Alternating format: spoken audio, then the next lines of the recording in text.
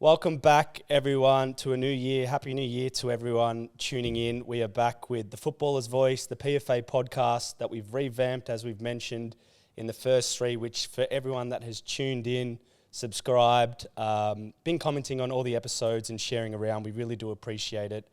As we've said, we're going to try be covering all the A-League players, Socceroos, W-League, Matildas and so forth, and legends across the game as well. So today's the first one of the 2022, and it's interesting because we were supposed to have this specific person on a few weeks ago, but life took a bit of a turn. So we're going to go into that. But Kayla Morrison, the Melbourne Victory captain, thank you for joining us. Yes, thanks for having me. Really excited. Yeah, so to build on my point, when was it that you were supposed to come on now? Would have been 4 weeks ago? Yeah, I was going to come on the Monday after our first game.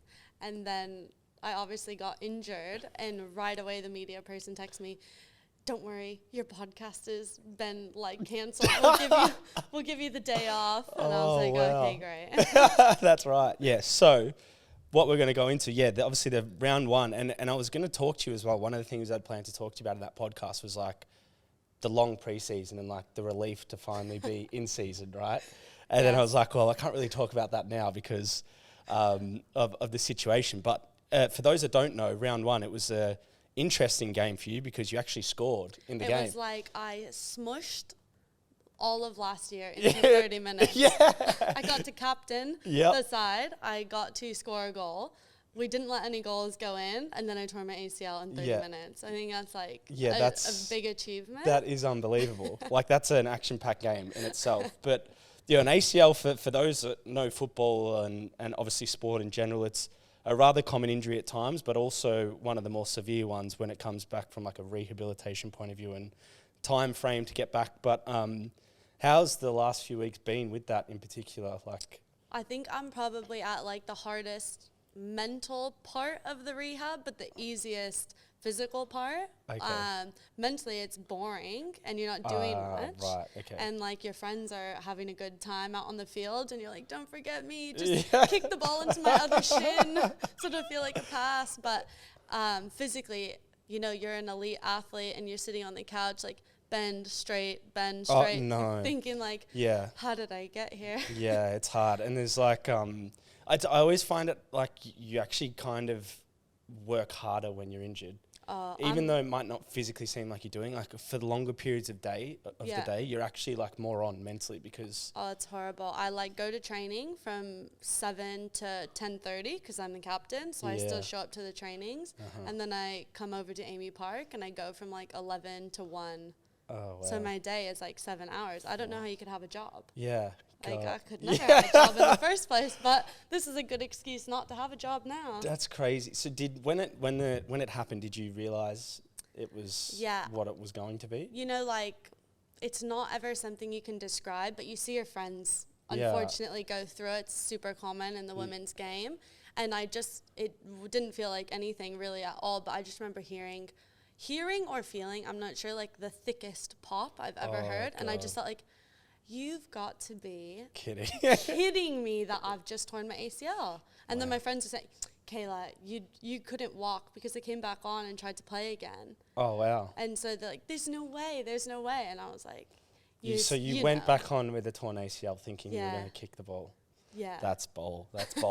Very bold. But no, it's impressive because we're going to run through your story, which is actually quite an incredible story. But obviously you kind of hit this point where you got, put the captain's armband around you this year, and we're obviously the biggest, one of the biggest positions at this club, which is amazing. But I'm interested now in your position because obviously you're in a period where you really should just be focusing on you and obviously your rehab and trying to get better, but you've also still the captain of the club and the team. Yeah. So how do you manage to keep the the vibrancy, the frequency up? Yeah, exactly right.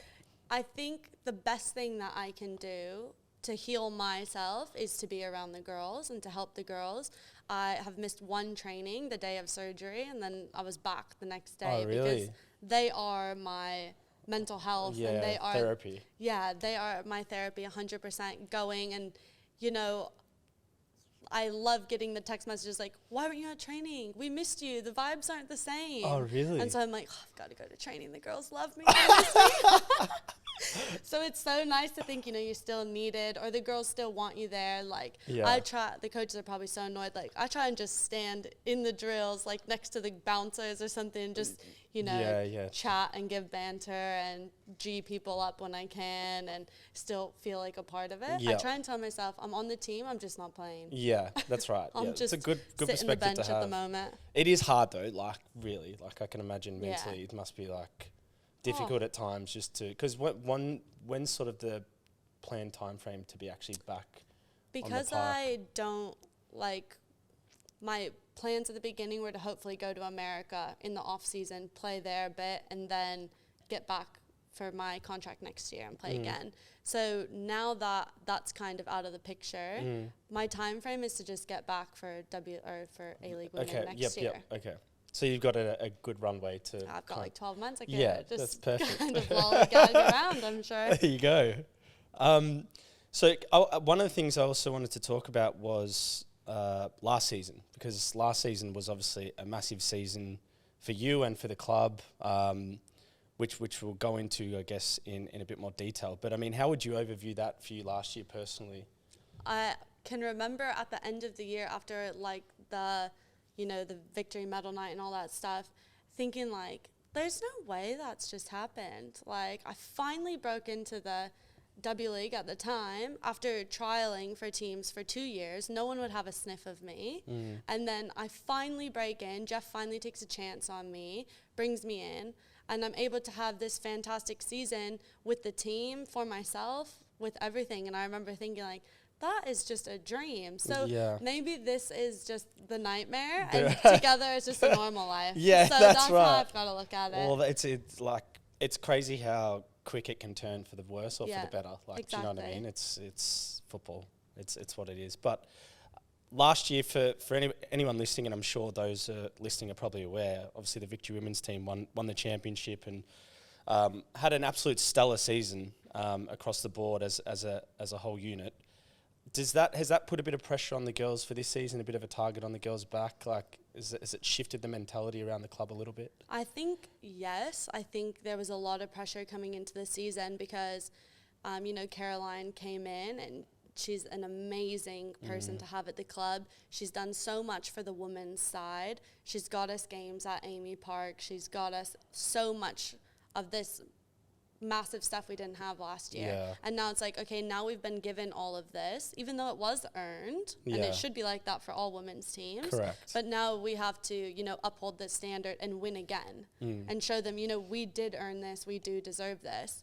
So I think it did put a lot of pressure on the girls, and, injuries happened here, COVID's happened. So I think it's been a little bit of a scramble for the past couple weeks. But I think with the win last weekend, hopefully we've kind of settled in. Yeah, I was about to say, you guys are like looking good this season. Obviously, I mean, how do you see the season so far? Obviously, it's quite close at the top there. I think it was Sydney, City, yourselves. I'm sure as a whole team, we want to be doing better. We don't want to sit fourth. We want to sit 1 and 2. But given the circumstances and how unlucky we have been, I think we have adapted absolutely fantastic. And I don't think you could ask for anything better. But now we've got to continue up on that path. Yeah, trajectory path. Yeah, beautiful. For you, I guess, watching a little bit from the sidelines now as well, you've probably been able to see, a different view of all the teams in the league. Is there anyone that's kind of caught your eye, or you see as sort of the sort of opponents that are going to be sort of most threatening to? Yeah, I think probably the obvious one would be Sydney, only because they were... have they lost? No, they haven't lost. So They've let one goal go in. They've got a great goal differential.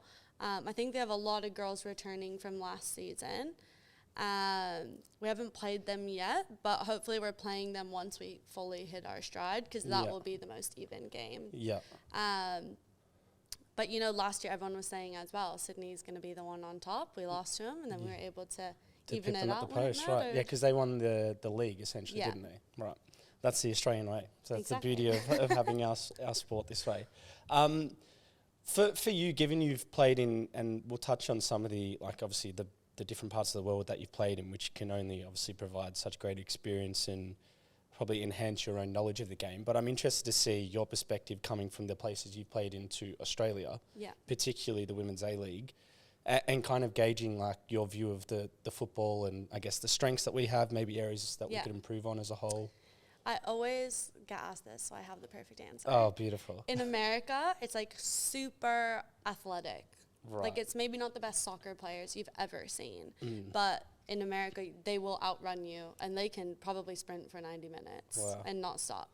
In Sweden, the girls were very like technical. Like everything was technical, everything was tactical. Australia is like the perfect mix. The girls are athletic and they're technical, and together it's like I'd say probably my best way because I'm not that fit and I'm not that technical. Yeah. But I have got like pretty good at both. Yeah, that's I'm just good. not great at either. Well, as long as you got a bit of both, that's exactly. So I think for me, it's the best kind of soccer, but it's going to depend on what kind of player you are, where you should go. Yeah, understood. Is it similar in the States where, like, obviously we play our football seasons in the summer here, and it's ridiculously hot in some states. Like, are you comfortable with that? Are you used to that now? I'd rather play in the heat than in, like, even the rain. Really? I hate the rain. I'm the opposite. I like the cold.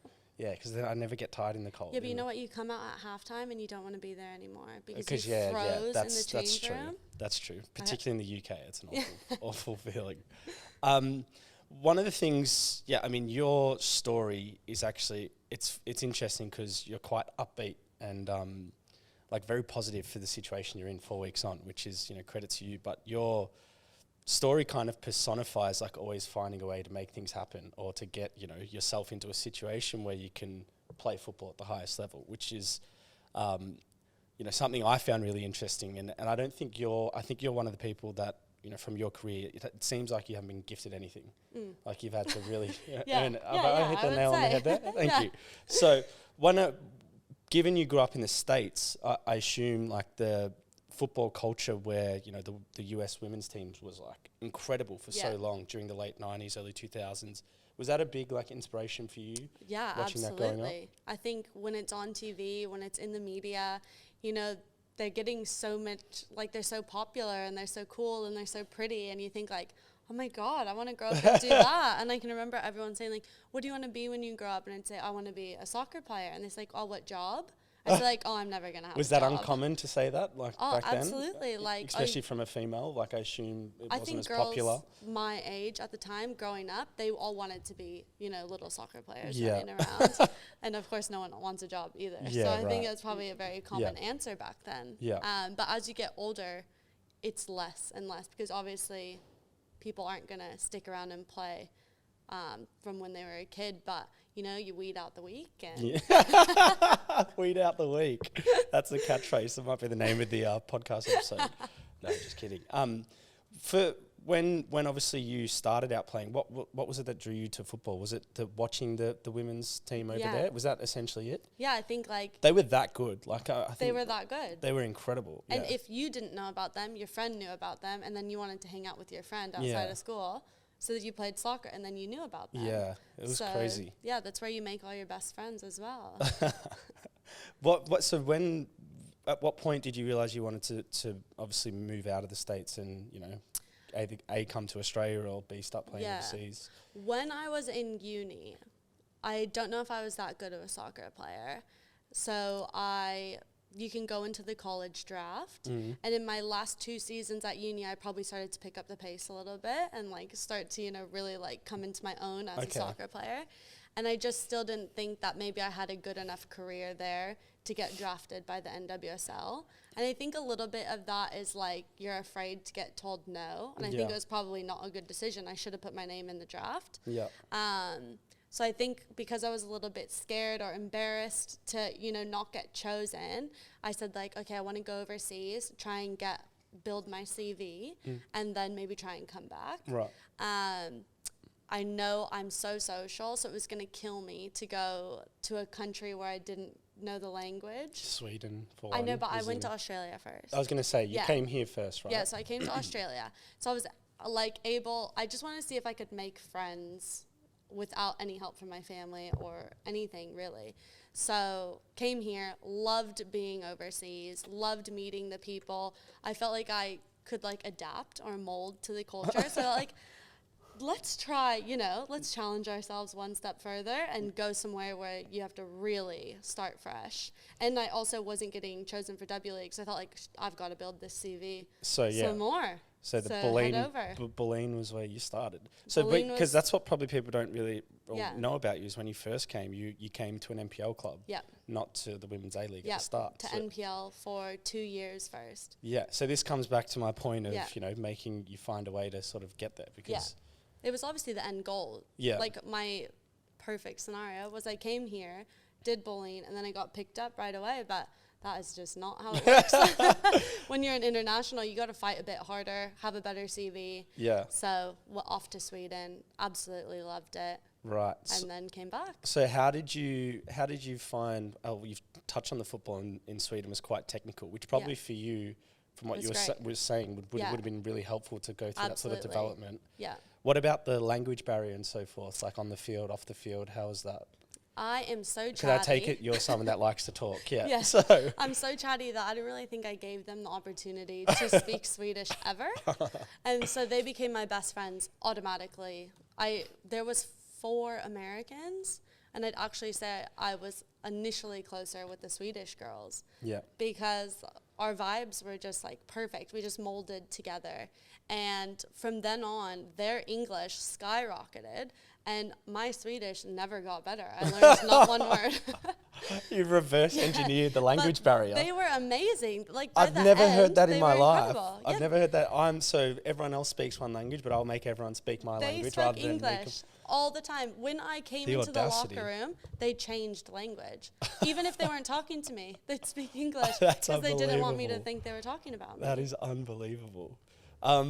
Okay, so actually, whilst you're in Sweden, I have hopefully a strong resource who's given me this knowledge. But let's see if it's true. But apparently, you actually kind of, when we talk about taking your career into your own hands, you were actually making calls into clubs, other pro clubs, to try and get yourself a pro contract. Into the top league? Yeah. Or into W League? No, into you were in Sweden, but like trying to come home and come to the top leagues here. Yeah. Yeah. So you were like your own player agent. My own agent, yeah, because you can't leave it in anyone else's hands. I like that. I think that's a great. Yeah, because actually my agent at the time, if he watches this podcast, he's going to bite his tongue. I won't put his name. He said to me, I just don't think that you're ready to play in the W League. Oh, really? Yeah, and so I said like, okay, ciao. Yep. I'll do this myself. Wait, so from that, and then you've started calling W League, like who were you calling, like head coaches or? Yeah, like I have obviously friends because I was in Australia that were playing at all the clubs. Right. So I was able to get, and if I didn't, I knew somebody who knew somebody whose aunt's sister brother knew him, and they would send me their email or something, right. And all I would do is like say like, hi, I'm Kayla, I'm so interested in coming, and then it worked out. Jeff got back to me. So yeah, talk to me about how, because was last year your first season at Victory? It was, yeah. So we're not going to touch on the agent's name, but the one who didn't think you were good enough for W League, you won the championship and the Victory medal in season 1. Wow, that's just a little something to remember. But how did the Victory move come about? How did the contact with Jeff and why was that a good fit? At Bulleen, a lot of the girls played on Victory, so I would go watch some of the games in the Bulleen off season so that I could go support my friends and stuff. And then I was just like, okay, that team's cool. I love Melbourne. This is, where I've made home here. I'm not ready to leave it, but if I can't get a W League contract in Melbourne, I've got to go somewhere else. Jeff was actually the last coach to get back to me. So I was already almost going another direction. Oh, no way. Crossing my fingers I hope he gets back to me. And then he did end up reaching out, and I think we signed within that day. Oh, really? And I had to get back to everyone else and say sorry. That's great. Because one of the things you mentioned about him that you really liked was he's obviously quite a successful career in the UK, was that he was a centre-back like you. So there was always going to be that sort of, you can pick his brain on. Yeah. Has that transcended to be like that? Has he really helped your game? 100%. I think I was able to, have such a good season last year because he was the first coach I ever had that was a defender. So instead of me trying to figure things out on my own or watching video back or doing this, I could just ask the question. Yeah. And even before I'd ask the question, he'd be coming to me with information. Right. So I think it's probably been the best move of my career to come here. That's because one of the things I actually saw footage of you, particularly I think it might have been the victory medal montage they made of you, and like you're a tough tackler. Like I don't want to be a centre half, like a striker turning into you. But also what I was impressed with, because was a midfielder, so I always like watching technical players. But you're actually quite technical too, from what I've seen. So. Have you always been sort of in that space, or have you really sort of developed and grown your game since you've been here as well? Yeah, I think I've probably really, developed. I'm lucky as well. My partner is a technical coach. Oh, really? So she always brings me in to, help coach the kids and stuff. How good's that? And then I say I'm not doing that good on my driven ball. Can we stay after? Oh. And it's like, yeah, if you pay me $50, goes to the session. At least she's consistent. Exactly. So I think with Jeff being able to, help me with all that stuff, and then she was able to obviously help me break it down back to, the basics. Yeah. I could put them together, but with the tackling, I think that's more of just a psychopath's mentality. Yeah, you need to, only defenders sometimes have that sort of loose screw. But can you talk me through how quickly the success has happened for you, particularly as we touched on last year? Like you're almost clubless in a sense to now Melbourne Victory's like one of the most important players they have, obviously being the club captain. Like, did you foresee this happening the way it was? Like, were you sort of, because it seems like you've always had a vision of what you wanted to do. Was this kind of part of your plan? I'd say from when I was a kid, I used to always tell my friends and family, I'm going to be famous. I just know I'm going to be famous.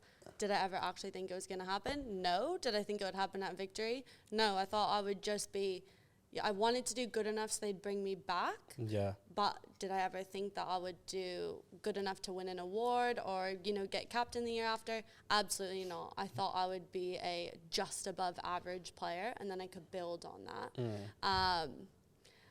But things happen sometimes that's in crazy. A really positive way. It is. It shows. And as we said, how quick things can happen for the good or the worse in this game. It's just always a bit of a roller coaster. But I'm interested because I'm assuming for those listening, we probably have some young aspiring female footballers out there that are trying to make a career and, create their own path as well. I mean, for those sort of girls that are in a bit of at a point where they're, they've got ability, but they're not sure, where to take it, how to sort of, find themselves to get a career. What would be some of your Kayla Morrison advice that you could give them? Yeah, my advice would be never let the highs get too high or the lows get too low. And this is almost life advice, not soccer advice. But in soccer, you don't make a team. Don't quit soccer. Go out and work harder. You do your ACL. Don't, sit and mope and cry. Okay. Go to rehab. Logical advice. Yeah, you try and stay balanced. And same with the highs. We won, the championship last year. I won some unbelievable awards that I can't even imagine happen. But instead of, thinking I'm top dog now, it's no, I'm not. I've got to, redo that performance. Now also, how can I help the younger kids? How can I do all this stuff? And stay balanced, stay humble when things are high, but also don't be depressed when things are low. It can always be worse, but it can always be better as well. I think I don't disagree. I just think that for some people that's quite hard to do because especially when you're so passionate about your career. And things don't always go well, or some people can get really invested. So I think it's a bit of a skill when people can take themselves out of the situation and just absolutely kind of flatline through in a manner that's good for them. With the soccer is 100% my life. I'm so passionate, and I remember when I did my ACL, it's uncontrollably crying, felt I was gonna die. I remember saying to the physio, "I'd rather die. Just kill me. I don't want to do my ACL, please. Do anything, I was just in all sorts. And then it was okay, I'll give myself 2 days. I'll be absolutely in pieces for 2 days. And then it's let's pick move yourself on. Back up. Yeah. And obviously that's hard, but how many other bad things have happened? other people have horrible things happen to them, and it's just kind of learning how to get on from it. Yeah, not the first, won't be the last, Yeah, that's exactly. for sure. Given your recent success, which we've touched on, and obviously people can hear your American descent, but also you've never actually played for the States, and also you're obviously living in Australia, and probably Australia's wondering, can we pinch? But do you have your eyes on the Women's World Cup next year? Obviously, Australia, New Zealand, it's going to be a massive event. It'll be massive, whether I've got my eyes on it to play or just to go, support my friends that play. Well, I think will you'd be there. Yeah, I mean, why not? Yeah, of course. Like, hopefully I can rehab enough. I don't know what's going to happen with my citizenship here, but you never know. Don't close any doors. Yeah. Just super happy for any opportunities that come my way. So yeah, I'm really looking forward to it. Hopefully it's action-packed next year for me. Yeah, it's going to be crazy. It's such a big event. So you actually, I think we did speak on this bit before you jumped on, but you're obviously proud American but living in Australia, so you haven't essentially tied your allegiance yet to a nation? No, I have not tied my allegiance there we go. yet. That's that was the big question That's of the the kicker, podcast. yeah. How, for you, I guess, when it comes to, like, off the field, and I know you're obviously kind of quite actually active off the field right now with an injury, but I mean, how do you kind of get away from the game at times? Because I can imagine you can be quite full on, obviously captain of the club, you're coming here doing rehab, you're at the girls training. Like, how do you switch off? Do you have that? Do you have that skill or no? I don't know if I've got the skill down yet. Yeah. It's like forcing yourself to go do something. They say in your rehab, you're on for 3 months, then you should go away for 2 to 3 weeks, go do a vacation, or you don't do any rehab so you can get your mind right, because that's a huge part of it as well. Yeah. I'm like, I don't want to miss 3 weeks of rehab. Yeah. That's 3 weeks I'm going to come back later than I could have come back. So I think right now it's still kind of learning that skill and like coming up with maybe like a hobby. I don't know what a hobby is, but finding one of those. Yeah. Do you get an off season though, because you play in the NPL, then you come to the W League? Like, I see obviously a lot of the Matildas players, they play here, they play abroad, they go play in a different country. Like, how does that work for? I don't really think you get an off season, whether it's going from A-League Women to NPL or to America or to Sweden. All those leagues really work in sync with each other. Yeah. So I don't really think you get an off season, which I don't know if that's good or bad. Yeah. But women, not to get political here, but they don't get paid enough to only right. So there's an element of like generating enough income to keep exactly. Doing, For me, there's no off season because you have to save money. You have to try to like start building up that side of your life.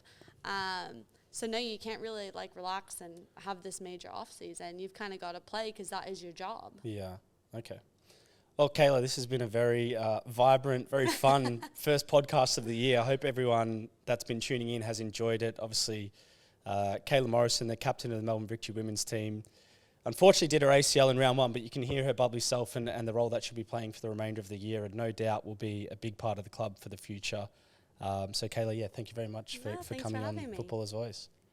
Cheers. Cheers. Beauty.